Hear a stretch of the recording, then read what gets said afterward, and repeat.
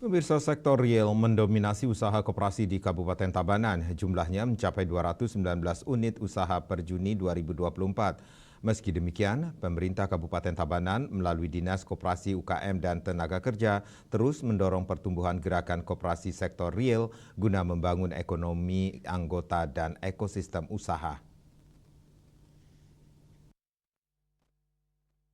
Sesuai data di Dinas Koperasi UKM dan Tenaga Kerja Tabanan per 30 Juni lalu, jumlah koperasi di daerah lumbung pangan ini tercatat 582 unit. Dari jumlah ini sebanyak 158 koperasi berstatus tidak aktif dan 424 koperasi berstatus aktif. Klasifikasi usahanya 205 bergerak di bidang koperasi simpan pinjam KSP, sedangkan 219 koperasi bergerak di sektor real, koperasi jasa, konsumen, pemasaran, dan produsen.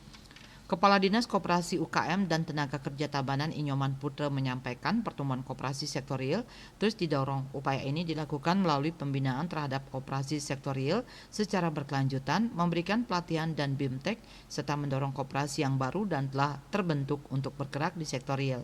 Dijelaskannya syarat untuk membentuk koperasi usaha sektor real cukup mudah dibandingkan koperasi KSP. Salah satunya menyangkut jumlah pembiayaan atau modal awal yang lebih sedikit. Tahun ini ada 2 koperasi sektor real yang tumbuh.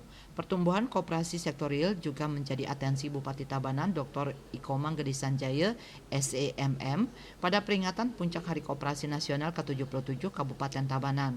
Bupati Sanjaya mendorong gerakan koperasi di Kabupaten Tabanan agar lebih banyak lagi koperasi sektor real dan sektor produktif. Bisnis Bali melaporkan.